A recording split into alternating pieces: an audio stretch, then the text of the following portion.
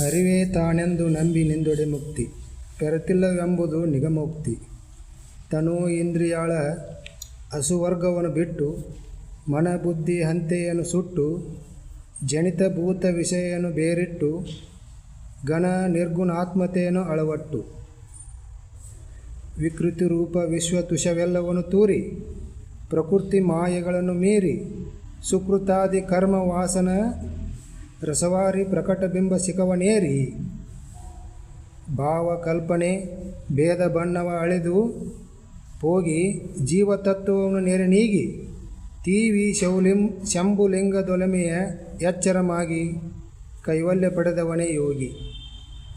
ಅರಿವೇ ತಾನೆಂದು ನಂಬಿ ನಿಂದೊಡೆ ಮುಕ್ತಿ ಪೆರತಿಲ್ಲವೆಂಬುದು ನಿಗಮುಕ್ತಿ.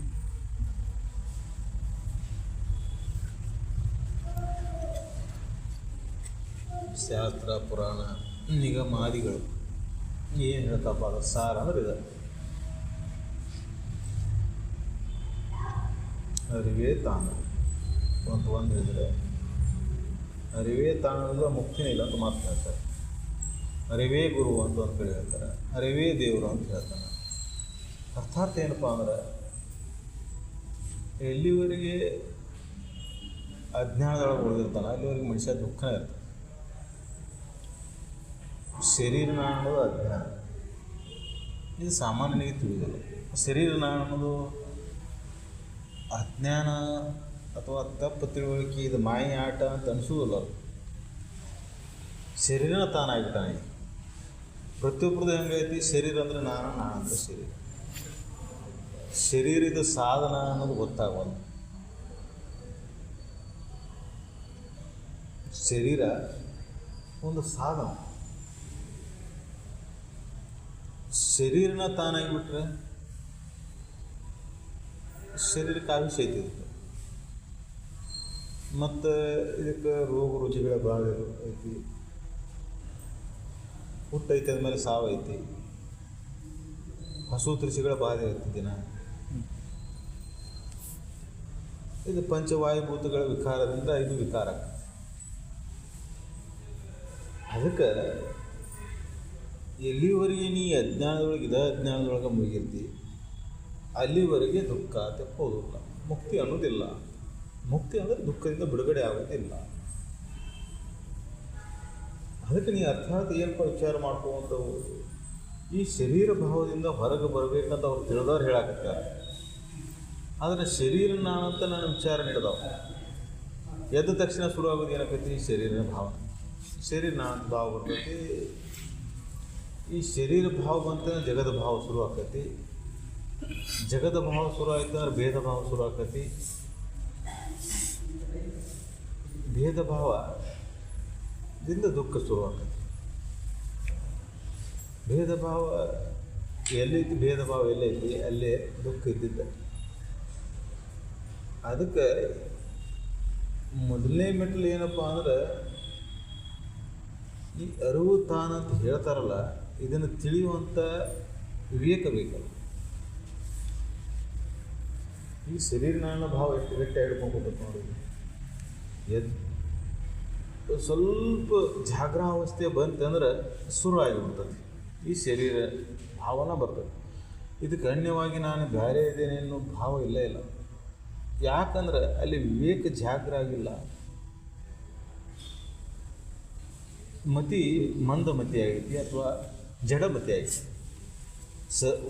ಶಬ್ದ ಯಾವುದಂದ್ರೆ ಜಡಮತಿ ಅನ್ನುವಂಥ ಶಬ್ದವನ್ನು ಉಪಯೋಗ ಮಾಡ್ಯಾರ. ತಾಮಸಮತಿ ಒಳಗಾಗಿ ಅಂತ ಒಂದು ಪದ್ಯದೊಳಗೆ ಬರ್ತದೆ. ಇನ್ನೊಂದು ಕಡೆ ಜಡಮತಿ ಅಂತ ಬರ್ತದೆ. ಜಡಭಾವ ಅಂದರೆ ಜಡಮತಿ ಭಾವದೊಳಗೆ ಏನು ತುಂಬಿಕೊಂಡೈತಂದ್ರೆ ಈ ಶರೀರ ನಾನು, ಈ ಜಗತ್ತ ಸತ್ಯ ಐತಿ. ಸಾಧನೆ ಮಾಡಿದ್ರೆ ಏನು ಮಾಡಿದ್ರು ಈ ಜಗತ್ತಿನಾಗ ಅಂತ ಇವ್ ತಿಳ್ಕೊಂಡ. ಸಾಧಿಸಬೇಕು, ಈ ಜಗತ್ತಿನಾಗ ಇದು ಸಾಧಿಸ್ಬೇಕಂತ ಇವ್ ತಿಳ್ಕೊಂಡ. ಆದ್ರೆ ಜಗತ್ತಿನಾಗ ಏನು ಸಾಧಿಸ್ತಿ, ಏನು ಪಡಿತಿ, ಏನು ಪಡಿಬೇಕಂತೆಯಲ್ಲ, ಅವು ಯಾವ ಪಡಿಬೇಕನ್ನೋದು ಪಡೆದಿದ್ವು ಇವು ಯಾವ ಸ್ಥಿರವಾಗಿ ಉಳಿದೇ ಇಲ್ಲ. ನೀನು ಏನು ಪಡೆದೇನಂದ್ರೂ ಕಡಿಕದ ಶೂನ್ಯನ. ಏನು ಪಡೆದೇನಾದರೂ ಈಗ ಕೋಟಿ ರೂಪಾಯಿ ಕೊಟ್ಟು ಮನೆ ಕಟ್ಸಿದ್ವಿ. ಆದರೆ ಅದರ ಒಂದು ನಿಜವಾಗಿ ನೋಡಿದರೆ ಅದರಿಂದ ಎಷ್ಟೊಂದು ಸುಖ ಪಟ್ಟಿ ನೀನು ಅಂತಂದ್ರೆ ಸುಖದ ಭಾವ ಶೂನ್ಯ ಆಯಿತು. ಯಾಕೆ ಶೂನ್ಯ ಆಕೈತಂದ್ರೆ ನಿಜವಾಗಿ ನೋಡಿದರೆ ಕಲ್ಲು ಕಟ್ಟಿಗೆ ಇಟ್ಟಂಗಿ ಅದರೊಳಗೆ ಸುಖ ಆಯ್ತಾನೆ. ಇನ್ನು ಭಾವದಾಗ ಅನ್ಕೊಂಡಿರುವ ಮನೆ ಐತಿ ಅಂದ್ರೆ ಆನಂದ ಅನುಭೂತಿ ಆಗೋದು ಭಾವದೊಳಗೆ. ನಿನ್ನ ಭಾವ ಪರಿಶುದ್ಧಿ ಆತಂದ್ರೆ ಇವು ಜಗತ್ತಿನ ಯಾವ ಸಾಮಾನುಗಳು ಬೇಕಾಗಿಲ್ಲ. ನಿನ್ನ ಭಾವದೊಳಗೆ ಇವನ್ನೆಲ್ಲ ಹಿಡ್ಕೊಂಡು ಕೂತಿ ಅಂತೇಳಿ ಇದರ ಮೇಲಿನ ಮೋಹದಶೆಯಿಂದ ಇವು ಸಿಕ್ಕಾಗ ಅನುಕೂಲ, ಸಿಗದೇ ಇದ್ದ ಪ್ರತಿಕೂಲ. ಭಾವದೊಳಗೆ ಆನಂದದ ತರಂಗ ಹೇಳ್ತಾವೆ, ಹಂಗೆ ದುಃಖದ ತರಂಗ ಹೇಳ್ತಾವೆ. ಸಿಕ್ಕ ಕೂಡಲೇ ಆನಂದ ಅನಿಸ್ತೈತಿ, ಸಿಗಲಿಲ್ಲ ಅಂದ್ರೆ ದುಃಖ ಅನಿಸ್ತೈತಿ. ಅದಕ್ಕಿಲ್ಲೇ ಭಾವವನ್ನು ಪರಿಶುದ್ಧ ಮಾಡ್ಕೊಂತ ಹೋಗೋದು. ಜಡಭಾವ ಒಳಗಾಗಿತ್ತಲ್ಲ, ಇದು ಜಡಮತಿ ಒಳಗಾಗಿತ್ತಲ್ಲ, ತಾಮಸಮತಿ ಒಳಗಾಗಿತ್ತಲ್ಲ. ಯಾವುದು ಅಂತಃಕರಣ. ಈ ಅಂತಃಕರಣದೊಳಗೆ ಏನಿದೆ ಹಿಡ್ಕೊಂಡು ಕೂತತ್ತಲ್ಲ, ಇದರಿಂದ ಹೊರಗೆ ಬರೋದು ಹೆಂಗೆ? ಅದಕ್ಕೆ ಸತ್ಯದ ಅನ್ವೇಷಣೆ, ನಿತ್ಯ ಅನಿತ್ಯದ ಚಿಂತನೆ. ಆ ಚಿಂತನೆ ಮಾಡಬೇಕಾಯ್ತಂದ್ರೆ ದೃಷ್ಟಿ, ಸಾಕ್ಷಿ, ಸಾಕ್ಷಾತ್, ಸದ್ವಸ್ತು ಅಸದ್ವಸ್ತು, ನಿತ್ಯ ಅನಿತ್ಯ, ಇದು ಎಲ್ಲನೂ ಚಿಂತನೆ ಅಂತಃಕರಣದಾಗ ನಡೆಯಾಕ್ಸ್ಕೊಳ್ಳೋದು. ಈ ಚಿಂತನೆ ಯಾವಾಗ ನಡೀತೈತಿ? ನಿತ್ಯ ಏನು ನಡೆದತ್ತಲ್ಲ, ಇದೇ ಕರ್ಮದಾಗ ಮುಗಿದ್ರೆ ಈ ಚಿಂತನೆ ನಡೆದರು. ನಿತ್ಯ ನಡೆದತ್ತೆ ನಾವು ಬಾಳೆ ಮುಂದಿರುತ್ತೆ, ಸಂಜೆ ಬಿಟ್ಟು ಏನು ಬಾಳೆ ನಡೆದತ್ತಲ್ಲ, ಈ ಕರ್ಮಗಳು ನಡೆದಾವಲ್ಲ, ಇವು ಜಡದಿಂದ ಕೂಡಿದ್ದು ಅದಾವ. ಎದಕ್ಕಾಗಿ ಮಾಡಕತ್ತಿ? ಈ ಜಡ ಶರೀರ ದಶೆಯಿಂದ ಮಾಡಕತ್ತಿ. ಉಣ್ಣಾಕ, ಉಡಾಕ, ತುಡಾಕ, ಈ ಶರೀರ ಚರಿತಾರ್ಥಕ ಮಾಡಕತ್ತಿ ಎಲ್ಲ. ಮತ್ತು ಎಲ್ಲದರ ಮೇಲಿನ ಪ್ರೀತಿ ಎದಕ್ಕೈತಿ? ನಿನಗೋಸ್ಕರನೇ ಐತಿ. ನಿನಗೆ ತಿಳಿವಲ್ದದು. ನೀನು ಸುಖಿ ಆಗ್ಬೇಕನ್ನೋದಕ್ಕೆ ಇವನ್ನೆಲ್ಲ ನಡ್ಕೊಂಡು ಕೂತಿ. ಒಂದು ಹೊಲ ಆಯ್ತು, ಮನೆ ಆಯ್ತು, ಬಾಳೆ ಆಯ್ತು, ಬಟ್ಟೆ ಆಯ್ತು, ಗಂಡ ಆಯ್ತು, ಹೆಂಡತಿ ಆಯ್ತು, ಮಕ್ಕಳು ಆಯ್ತು, ಇವೆಲ್ಲ ಎದರ ದಶೆಯಿಂದ. ಅವರು ಎಲ್ಲದ್ರ ಮೇಲೆ ಪ್ರೀತಿ ಎದಕ್ಕೆ ಹುಟ್ಟೈತಿ? ನಿನ್ನ ದಶೆಯಿಂದನೇ ಹುಟ್ಟೈತಿ. ನೀನು ಸೌಖ್ಯ ಆಗಿರ್ಬೇಕು ಅನ್ನೋದಕ್ಕೆ ಅವನ್ನೆಲ್ಲ ನೋಡ್ಕೊಂಡು ಕೂತಿ. ಒಟ್ಟಾರೆ ಏನು ಬಯಸ್ತಪ್ಪ ಮನಸ್ಸಂದ್ರೆ ಸೌಖ್ಯವಾಗಿರಬೇಕು, ಆನಂದವಾಗಿರಬೇಕಂತ ಬಯಸ್ತೀವಿ. ಆನಂದವಾಗಿರಬೇಕಂದ್ರೆ ಇವನ್ನೆಲ್ಲ ಹಿಡ್ಕೊಂಡು ಕೂತ್ರೆ ಆನಂದ ಅಂತ ಇದು ತಿಳ್ಕೊಂಡು ಕೂತದ್ದು. ಇವನ್ನೆಲ್ಲ ಹಿಡ್ಕೊಂಡ್ರೆ ಆನಂದ ಅನುಭವಕ್ಕೆ ಬರ್ತೈತೆ ಅಂತ. ಆದರೆ ಇವು ಎಲ್ಲವನ್ನೂ ಬಿಟ್ಟಾಗ ಆನಂದ ಐತಿ. ಅದಕ್ಕೆ ಇದನ್ನು ಯಾವ ರೀತಿ ಇವಾಗ ಸೂಕ್ಷ್ಮವಾಗಿ ವಿಚಾರ ಮಾಡಿದಾಗ ತಿಳಿತೈತೆ ಅಂದರೆ, ಈ ಜಡಮತಿ ಭಾವದಿಂದ ಹೊರಗೆ ಬಂದು ಅವ್ರು ಹೇಳ್ದಂಗೆ ಸೂಕ್ಷ್ಮ ಭಾವದಿಂದ ಚಿಂತನೆ ಒಳಗಾದಾಗ ಮಾತ್ರ ಆ ಅರಿವು ಅನ್ನುವಂಥ ಸತ್ಯದ ಅನುಭವ ಆಗ್ತದೆ. ಅವ್ರು ಹೇಳ್ಯಾರಿಗೆ ಕರೆ ಅರಿವು ಅಂತೇಳಿ. ಆದರೆ ಆ ಅರಿವಿನ ಅನುಭವ ನಿನಗಾಗಬೇಕಾಯ್ತದೆ. ಅದರ ಇರುವಿಕೆ ಅನುಭವಕ್ಕೆ ಬರ್ಬೇಕಾಯ್ತು ಅಂದರೆ ಅದ ನಾನು ಸತ್ಯ ಅನುಭವಕ್ಕೆ ಹೋಗಿ ಕಡೆಯದ್ದ ಅದು ಐತೆ ಅನ್ನೋದು ಅನುಭವಕ್ಕಿಲ್ಲ ನಿನಗೆ. ಅಂತಃಕರಣದಾಗ ಏನು ಗಟ್ಟಿ ಐತಿ? ಜಡ ಜಗತ್ತಿನ ಶರೀರದ ಭಾವನೆ ಗಟ್ಟಿ ಹಾಕೊಂಡು ಕೂತತಿ. ಈ ಶರೀರನ ತಿದ್ದತಿ, ತೀಡ್ತಿ, ಇದನ್ನು ಶುದ್ಧ ಮಾಡಬೇಕಂತಿ, ಸುಖ ಪಡಬೇಕಂತಿ. ಆದ್ರೆ ಇದಕ್ಕೆ ಸಾಕ್ಷಿಯಾಗಿರತಕ್ಕಂಥ ಸತ್ಯದ ಅನುಭವ ನೀನು ಜೀವನ ಪರ್ಯಂತ ಆಗೋದನ್ನೇ ಇಲ್ಲ. ಜೀವನದ ಒಂದು ನಾನು ಸಾಕ್ಷಿ ಭಾವನಪ್ಪ ಅನ್ನುವಂಥ ನೆನಪು ನಿನಗೆ ಬರುವುದಿಲ್ಲ, ಅನುಭವ ದೂರ ಉಳಿತು. ಅದಕ್ಕೆ ಈ ಪ್ರಪಂಚ ಮಾಯ ಅಂತ ಅದಕ್ಕೆ ಹೇಳ್ತಾರೆ ಅಂದರೆ ಇದನ್ನು ನೆನಪು ಮಾಡಿಕೊಡೋದಿಲ್ಲ. ನೆನಪು ಮಾಡ್ಕೊಂಡ್ರೆ ಸಂಸಾರದಿಂದ ವಿಮುಖ. ಇದರಲ್ಲಿ ಹುಟ್ಟತಕ್ಕಂಥ ಅಜ್ಞಾನದಿಂದ ಹುಟ್ಟತಕ್ಕಂಥ ದುಃಖದಿಂದ ದೂರ ಆಗಿರ್ತಾನೆ. ಮುಕ್ತಿ ಅಂದ್ರೆ ಅದ ಅಜ್ಞಾನದಿಂದ ಅಡಿಗಡಿಗೆ ಈ ಜಗತ್ತಿನೊಳಗೆ ಹುಟ್ಟತಕ್ಕಂಥ ದುಃಖದಿಂದ ದೂರ ಆಗೋದು. ಅಜ್ಞಾನದಿಂದ ದುಃಖಿ ಹಾಕೊಂತ ಹೋಗ್ತಾನೆ ಮನುಷ್ಯ. ಒಂದು ಸ್ವಲ್ಪ ಇದ್ರೊಳಗೆ ವಿಷಯದೊಳಗೆ ಏನಾದ್ರು ಸ್ವಲ್ಪ ಪೇರ ಆಗ್ತಂದ್ರೆ ಅದು ದುಃಖಿ ಆಗ್ತಾನೆ. ಮಗ ಮಾತು ಕೇಳಿಲ್ಲ ಅಂದ್ರೆ ದುಃಖ.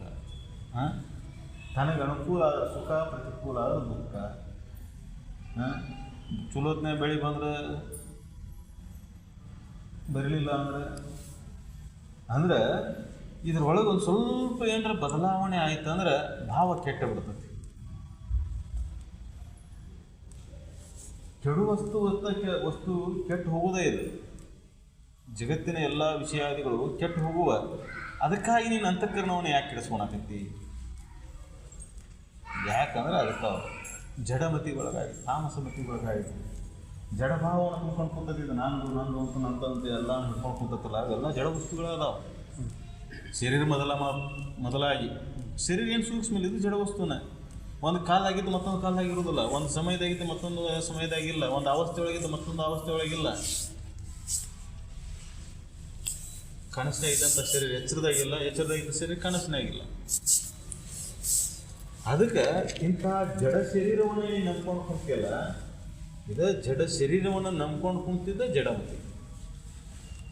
ಮತಿ ಜಡ ಇಲ್ಲ, ಮತಿ ಸೂಕ್ಷ್ಮ ಇದ್ರು ನಂಬಿಕೊಂಡು ಕುಂತಿದ್ದ. ಎದರ್ಕೊಂಡು ಕುಂತಿದ್ದ? ಎದನ್ನು ನಂಬ್ಕೊಂಡು ಕುಂತತ್ತಿದ? ಈ ಶರೀರ ನಂಬ್ಕೊಂಡು ಕುಂತತಿ, ಈ ಸಂಸಾರವನ್ನು ನಂಬ್ಕೊಂಡು ಕುಂತತಿ, ಬಾಳೆನ ನಂಬ್ಕೊಂಡು ಕುಂತತಿ.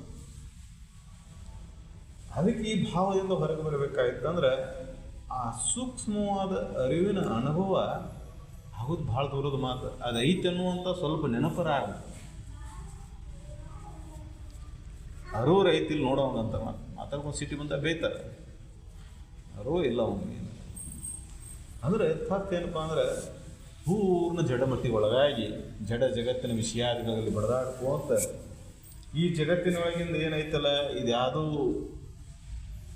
ಬೆಲೆ ಬಾಳುವಂಥದ್ದು ಇಲ್ಲ ಅನ್ನುವಂಥ ಸತ್ಯ ನೆನಪಾಗೋದು. ಈ ಜಗತ್ತಿನ ವಿಷಯ ವಸ್ತುಗಳು ಅತ್ಯಮೂಲ್ಯ ಅನ್ನಿಸ್ತಾವೆ ಹೋಗಿ. ಎಂತೆಂಥ ಹೀನ ವಿಷಯಗಳನ್ನ ಅತ್ಯಮೂಲ್ಯ ಅಂತ ಸ್ವೀಕಾರ ಮಾಡ್ತಾನೆ. ಎಲ್ಲ ನಿಜವಾಗಿ ತಿಳಿದು ನೋಡಿದರೆ ಇವೆಲ್ಲ ಕ್ಷಣಿಕ ಅದಾವು, ಇವು ಯಾವ ಸುಖ ಕೊಡೋದಿಲ್ಲ, ಇವೆಲ್ಲ ವಿಷಮ ಅದಾವು. ಆದರೂ ಇದ್ರ ಮೇಲೆ ಮೋಹ ಹಾಕಿ ಹೋಗ್ಬೋದು. ಶರೀರನ ಉದಾಹರಣೆ ತೊಗೊಂಡ್ರೆ ಶರೀರ ಎಷ್ಟು ವಿಷಮ ಐತಿದು. ಒಂದು ದಿನ ಇದ್ದಂಗೆ ಮತ್ತೊಂದು ದಿನ ಇರೋದಿಲ್ಲ. ಇವತ್ತಿದ್ದಂಗೆ ನಾಳೆ ಇರ್ತೈತಂತಿಲ್ಲ, ನೀನಿದ್ದಂಗೆ ಇವತ್ತೈತೇನೆ ಅಂತ ಇಲ್ಲ. ಮತ್ತು ಬಾಲಕ ಅವಸ್ಥೆಯೊಳಗೆ ಬೇರೆ, ಯೌವನದ ಬೇರೆ, ಮುಪ್ಪಾವಸ್ಥೆಯೊಳಗೆ ಬೇರೆ. ಒಂದು ಅವಸ್ಥೆ ಒಳಗಿದ್ದಂಥದ್ದು ಮತ್ತೊಂದು ಅವಸ್ಥೆ ಒಳಗಿಲ್ಲ. ಇಷ್ಟೆಲ್ಲ ಇದ್ರೂ ಸದ್ಯಕ್ಕೆ ಇದರ ಮ್ಯಾಲಿನ ಮೋಹ ಹೆಂಗೆ ಹುಟ್ಟೈತೆ ನೋಡಿ. ಇದು ನಿಜ. ಇದು ಅತ್ಯಂತ ವಿಚಿತ್ರ. ಅವ್ರಿಗೆ ಜ್ಞಾನಿಗಳಿಗೆ ಸೋಜಿಗಣಿಸ್ತತಿ. ಎಂಥ ವಿಷಯಕ್ಕಾಗಿ ಏನೇನು ಬಡದಾಡ್ಕೊಂಡು ಕುಂತಾನ ಮನುಷ್ಯ ಇರುತ್ತೆ. ಸಂಸಾರದೊಳಗೆ ಮುಳುಗಿದಾಗ ಸದ್ವಸ್ತುವಿನ ಅನುಭವ ಆಗೋದು. ಯಾಕಂದ್ರೆ ಚಿಂತನೆ ಬರೀ ವಿಷಮ ವಸ್ತುಗಳ ಜಡ ವಸ್ತುವಿಂದ ನಡೆದಿರ್ತೈತೆ. ಒಂದು ದೇವ್ರ ಕೋಲ್ಯಾಕೆ ಕುಂತಿರ್ತಾನೆ, ಏನು ಮಾಡ್ತಾನಪ್ಪ ಅವ? ಜಡ ವಸ್ತು ಚಿಂತನೆ ಮಾಡ್ತಾನೆ. ಹೋಲಿ ಜಡನ ಇರುವಲ್ಲಕ್ಕ, ಅದನ್ನು ಮಾಡ್ಕೊಂಡಿದ್ದು ಎದ್ರ ಸಂಬಂಧ? ದೇವರು ಜಡ ಸ್ವರೂಪನ ಇರುವಲ್ಲಕ್ಕ ಅಲ್ಲಿ, ಆದರೆ ಅದನ್ನು ಇಟ್ಕೊಂಡಿದ್ದ ಸಂಬಂಧ ಸೂಕ್ಷ್ಮದ ನೆನೆ ಸದ್ವಸ್ತುವಿನ ನೆನಪನ್ನು ಮಾಡ್ಕೊಳಕ್ಕಂತ ಒಂದು ಸಮಯ ಇರಲಿ, ಒಂದು ಸ್ಥಾನ ಇರಲಿ ಅಂತ ಮಾಡ್ಕೊಂಡಿದ್ದು. ಆದರೆ ಇವ ಅಲ್ಲಿ ಹೋಗಿದ್ರು ಮತ್ತೆ ಯಾಕೆ ಚಿಂತನೆ ಮಾಡ್ತಾನೆ? ಇವ ಹಳೆದ ಮತ್ತೆ ಅಲ್ಲಿ ಏನು ಬೇಡ್ಕೊತಾನೆ? ದೇವ್ರ ಕೋಲೆ ಕುತ್ಕೊಂಡು ಯಾರ್ಯಾರು ಏನು ಬೇಡ್ಕೊಂತೀರಪ್ಪ? ಅದನ್ನು ಬಿಡು, ಮತ್ತೆ ಜಡನ ಬಿಡುದಲ್ಲ. ಯಾರು ಅದನ್ನು ಬಿಟ್ಟು ಬೇರೆ ಏನಾರು ಬೇಡಿರೇನ? ಮತ್ತು ಅವ್ನು ದೇವ್ರ ಕೂಲಿ ಅಂತ ಯಾಕೆ ಹೇಳ್ಬೇಕು? ನಿಮ್ಮ ಬಾಳೆದ ನೆನಿತೀರಲ್ಲ ಮತ್ತೆ ಹೋಗಿ ಅಲ್ಲಿ. ನಿಮ್ಮ ಬಾಳೆ ಬಿಟ್ಟು ಏನು ದೇವ್ರ ನೆನಪಿ ಅಲ್ಲಿ ಹೋಗಿ ಮತ್ತೆ ಅದನ್ನು ನೆನಪು ಮಾಡ್ಕೊಳೋದು. ಎದನ್ನು ಮರಿಬೇಕಂತ ಅದನ್ನು ಮಾಡಿದೀವಿ, ಅಲ್ಲಿ ಹೋಗಿ ಮತ್ತೆ ಇದನ್ನ ನೆನಪು ಮಾಡ್ಕೊಂಡ್ರಿ ಏನಾಗ್ತದ? ಗುಡಿ ಗುಂಡಾರ ದೇವಸ್ಥಾನ ಎದಕ್ಕೆ ಮಾಡ್ಯಾರ? ಬಾಳೆದ್ದು ಮರ್ಯಾದ, ಬಾಳೆ ಚಿಂತೆ ಬಿಡಾಕ, ಸಂಸಾರದ ಚಿಂತೆ ಬಿಡಾಕ. ಮತ್ತು ನೀನು ಹೋಗಿ ಅಲ್ಲಿ ಹೋಗಿ ಸಂಸಾರ ಚಿಂತೆ ಮಾಡ್ಕೊಂಡು ಸಂಸಾರ ಅಲ್ಲಿ ಹೋಗಿ ಮತ್ತೆ ಸಂಸಾರದ ನನ್ನ ಮಕ್ಕಳು ಹಂಗೆ ಮಾಡಿದ್ರೆ, ನಾನು ಏನು ಹಿಂಗೆ ಮಾಡಿದ್ರೆ, ನನ್ನ ಗಂಡ ಹಿಂಗೆ ಮಾಡಿದ್ರೆ, ಆ ಚಿಕ್ಕ ಕಡೆ ಮನೆಯವ್ರು ಹಂಗೆ ಮಾಡಿದ್ರೆ, ಈ ಚಿಕ್ಕ ಕಡೆಯವ್ರ ಮನೆಯವ್ರು ಹಿಂಗೆ ಮಾಡಿದ್ರೆ, ಹೊಲ ಹಂಗೆ. ಇದು ಸಂಸಾರದ ನೀ ಹಿಡ್ಕೊಂಡು ಕುಂತೆ ಅಂದ್ರೆ ಎಷ್ಟು ಜನ ಮಾಡಿದ್ರೆ ಸತ್ಯ ವಸ್ತುವಿನ ನೆನಪು ಆಗ್ಬೇಕು ನಿನಗೆ. ಸತ್ವವಿನ ಸಾಕ್ಷಾತ್ಕಾರ ಯಾವಾಗ ಆಗಬೇಕು? ದೇವರ ಸಾಕ್ಷಾತ್ಕಾರ ಯಾವಾಗ ಆಗಬೇಕು? ಮುಕ್ತಿ ಯಾವಾಗ ಸಿಗ್ತದೆ ನಿನಗೆ? ಅದರಿಂದ ಮುಕ್ತನಾಗಬೇಕಾದ್ರೆ ಆ ಚಿಂತನೆಯಿಂದ ಬಿಡುಗಡೆ ಆಗ್ಬೇಕು. ನೀವು ಮೊದಲು ಭಾಳದೇನು ಚಿಂತೆ ಐತಲ್ಲ, ಇದರಿಂದ ಬಿಡುಗಡೆ ಆಗೋದು ಸರಳ ಇಲ್ಲ. ಯಾಕಂದ್ರೆ ಅದ್ರೊಳಗೆ ಹೊತ್ತು ಹಾಸ್ಕೊಂಡು ಹೊತ್ಕೊಂಡು ಮಕ್ಕೊಂಡ್ಬಿಟ್ಟೇವೆ ನಾವು ಸಂಸಾರನಾಗಿ. ಕುಂತ್ರೆ ನಿಂತ್ರೆ ಬ್ಯಾಡ ಅಂದ್ರೆ ಅದ ವಿಚಾರ ಬರ್ತದೆ. ಅಷ್ಟು ಹಚ್ಕೊಂಡು ಬಿಟ್ಟಿನಿ ಈಗ. ಅಷ್ಟು ಹಚ್ಕೊಂಡಂಥ ಸಂಸಾರವನ್ನು ಬಿಡಾಕೆ ಸರಳ ಉಪಾಯ ಮಾಡಿದ್ವು ಅಂದ್ರೆ ಇವನ್ನೆಲ್ಲ ದೇವ್ರ ಮನೆ ಚಂದಕ್ಕೆ ಮಾಡಿರ್ಬೋದು ಮನ್ಯಾಗ. ಅಟ್ಲೆ ಕುಂತಾಗ್ರೆ ಈ ಬಾಳೆ ಬಿಡ್ಲಿ ಅನ್ನೋದು. ಅಲ್ಲಿ ಕುಂತಾಗ್ರ ಈ ಬಾಳೆ ವಿಚಾರ ಬಿಡ್ಲಿ. ಪೂಜೆ ಪುನಸ್ಕಾರ ಯಜ್ಞ ಹವನಾದಿಗಳನ್ನ ಎದಕ್ಕೆ ಮಾಡ್ಯಾರ, ಅದರಿಂದ ಮುಕ್ತಾಗಿ ಬಿಡ್ತೀವಿ ಅಂತಲ್ಲ. ಅಷ್ಟು ಸಮಯ ಈ ಬಾಳೆ ಚಿಂತೆ ಬಿಡಲಿ. ನೀವು ಮತ್ತು ಅದನ್ನು ಆ ಬಾಳೆ ಚಿಂತೆ ಒಳಗೆ ಅದನ್ನು ಮಾಡಿದ್ರೆ, ನೀ ಬಾಳೆ ಚಿಂತೆಯಾಗ ದೇವ್ರ ಪೂಜೆ ಮಾಡ್ತೀನಿ. ಯಪ್ಪ ಇವತ್ತು ನೀನು ಚಲೋ ತೆಂಗಿನಕಾಯಿ ತಂದು ಹೊಡಿತೀನಿ, ಬಾಳೆ ಚಿಂತೆ ಒಳಗೆ ತೆಂಗಿನಕಾಯಿ ಹೊಡೋದು. ಹೌದಲ್ಲ, ಯಪ್ಪ ನೀನು ಬೆಳೆದಾಗೇನು ಮಾಡಿಸ್ಕೊಡ್ತೀನಿ. ಬಾಳೆ ಚಿಂತೆ ಒಳಗೆ ಬಾಳೆ ಚಿಂತೆ ಅದನ್ನು ಹಿಡ್ಕೊಂಡು ನೀ ಮಾಡಿದೆ ಅಂದ್ರೆ ಮತ್ತೆ ಚಿಂತೆ ಗಟ್ಟಿ ಹಾಕೋತಾನೆ ಹೋಗ್ತೈತಿ. ಅದನ್ನು ಬಿಡೋದು ಒಂದು ಕಲೆ ಐತಿ. ಅದನ್ನು ಬಿಡಬೇಕಂದ್ರೆ ಬಿಡೋದೊಂದು ಮತ್ತೊಂದು ಏನು ಹಿಡಿದಿರೋದು, ಮತ್ತೊಂದನ್ನು ಹಿಡಿದು ಅದ್ರ ಸಹಾಯದಿಂದ ಏನು ಬಿಡ್ತೇನೆ ಅಂದ್ರೆ ಭಾಳ ಕಠಿಣ ಆಗ್ತದೆ. ಅದಕ್ಕೆ ಈ ಸಂಸಾರದೊಳಗೆ ಹೆಂಗಾಯ್ತು ಅಂದ್ರೆ ಮನುಷ್ಯನಿಗೆ ಈ ಚಿಂತೆಯಿಂದ ದೂರ ಆಗ್ಬೇಕಂತಾನ, ಈ ಸಂಸಾರದಿಂದ ದೂರ ಆಗ್ಬೇಕಂತಾನ. ಆದ್ರೆ ಇದು ಎಷ್ಟು ಆವರ್ಸ್ಕೊಂಡ್ಬಿಟ್ಟಂದ್ರೆ ಎತ್ತಾಗ ಹೋದ್ರು ಮತ್ತೆ ಇದೇ ಬರ್ತೈತಿ. ದೇವ್ರ ಗುಡಿಯಾಗ ಹೋದ್ರು ಇದೇ ಬರ್ತೈತಿ, ದೇವ್ರ ಮನೆಯಾಗ ಹೋದ್ರು ಇದೇ ಬರ್ತೈತಿ. ಎಲ್ಲಿ ಹೋದ್ರು ಮತ್ತೆ ಈ ಸಂಸಾರ ನಮ್ಮ ಸೇರ್ಕೊತಲ್ಲ. ಅದಕ್ಕೆ ಮಾಯ ಅಂದ್ರೆ ಇದಕ್ಕೆ ಸಂಸಾರ ಎಷ್ಟು ಮಾಯ ಐತಿ ಅಂದ್ರೆ, ಈ ಕೋಟಿ ಕಟ್ಟಡಗಳನ್ನು ಕಟ್ಕೊಂಡು ಕುಂತರು ಒಳಗೆ ಬಂದು ಸೇರ್ಕೊಂತದ್ ನಿನಗೆ. ಅದಕ್ಕೆ ಭಾಳ ಚಂದ ಚಂದ ಕಥೆಗಳನ್ನ ಹೇಳ್ಯಾರ. ಬಿಟ್ಟೇನಂತ ಬಿಟ್ಟು ಹೋದಾರ ಸದ್ಯಕ್ಕೆ ಇದ್ರ ಚಿಂತೆ ಒಳಗೆ ಉಳ್ಕೊಂಡದ್ದು ಕಥೆಗಳದಾವ. ಎಲ್ಲ ಇದ್ರೊಳಗಿದ್ದು ಬಿಟ್ಟು ಆರಾಮಿದ್ದಾರು ಅದ್ರ ಕಥೆನೂ ಅದಾವ. ಅರ್ಥಾತ್ ಏನಪ್ಪ ಅಂದ್ರೆ ಇದು ಅಂತರಂಗದ ಕೆಲಸ, ಬಹಿರಂಗದ ಕೆಲಸ ಅಲ್ಲ. ಯಾಕೆ ಅಂತರಂಗದ ಕೆಲಸ ಅಂದರೆ, ಜಗತ್ತು ಜಡ ಐತಿ, ಶರೀರ ಜಡ ಐತಿ, ಆದರೆ ಭಾವಗಳು ಹುಟ್ಟಿದ್ವು ಎಲ್ಲ ಸೂಕ್ಷ್ಮದ. ಸುಖ ದುಃಖದ ಭಾವಗಳು ಎರಡು ಸೂಕ್ಷ್ಮನದ, ಜಡ ಇಲ್ಲ. ದುಃಖ ಎಲ್ಲ ಐತೆ ನಿನಗೆ, ನೀರು ಕಣ್ಣಾಗ ಬಂದಿರ್ಬೋದು, ದುಃಖ ಆಗಿದೆ. ಮೊದಲು ಕಣ್ಣಾಣಿ ಇರ್ಬೋದು, ಮೊದಲು ದುಃಖ ಆಯಿತು, ದುಃಖ ಆದಮೇಲೆ ಕಣ್ಣಾಣಿ ಇರ್ಬೋದು. ದುಃಖ ಎಲ್ಲ ಆಯಿತು ಅಂತಃಕರಣದೊಳಗೆ. ಅಂತಃಕರಣ ಎಲ್ಲೈತಿ?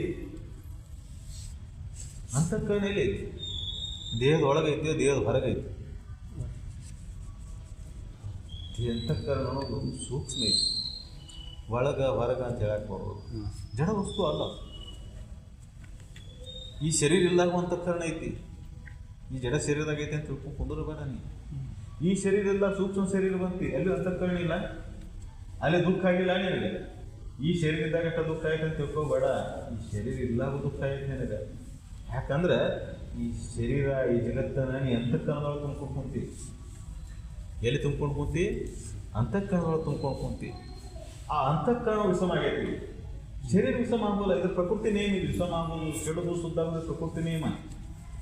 ಇದನ್ನು ಶುದ್ಧ ಮಾಡಕ್ಕೆ ಕುಂದ್ರಬೇಡ ನೀನು. ಯಾವ್ದು ಕೆಟ್ಟತಿ ಯಾವ್ದನ್ನು ಶುದ್ಧ ಮಾಡಕ್ಕೆ ಬರ್ತೈತಿ ಅದನ್ನು ಶುದ್ಧ ಮಾಡಿ. ಇದು ಶುದ್ಧ ಮಾಡಕ್ಕೆ ಬರುವಂಥದ್ದಲ್ಲ ಇದು ಶರೀರ, ಒಂದು ದಿನ ಹೋಗೋದೈದು.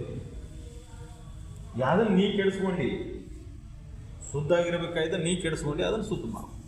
ಯಾವ್ದು ಕೆಟ್ಟತಿ? ಅಂತಃಕರಣ. ಅಂತಃಕರಣ ಹೆಂಗೆ ಕೆಟ್ಕೊಂತ ಬಂತಿ?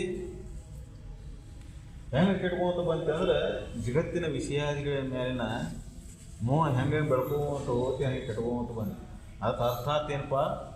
ಕಾಮ, ಕ್ರೋಧ, ಲೋಭ, ಮೋಹ, ಮದ, ಮತ್ಸರಾದಿಗಳು ಇವನ್ ದುರ್ಗುಣ ಅದಾವಲ್ಲ, ಇವನ್ನ ಹೆಚ್ಚೆಚ್ಚು ಚಕ್ಕೊಂತ ಹೋದವು. ಅದಕ್ಕೆ ಹೆಚ್ಚಿಗೆ ಯಾವುದು ಅಂದ್ರೆ ಅಜ್ಞಾನಾಂಶ. ಅದಕ್ಕೆ ಜ್ಞಾನದಿಂದ ಒಂದು ಕಡಿಮೆ ಮಾಡ್ಕೋ. ಅದಕ್ಕೆ ಸಚ್ಚಿಂತನೆಯನ್ನು ಮಾಡ್ಕೊಂತ ಇವನ್ ಕಡಿಮೆ ಮಾಡ್ಕೊಂತ ಲಗನ ಮುಗಿತು.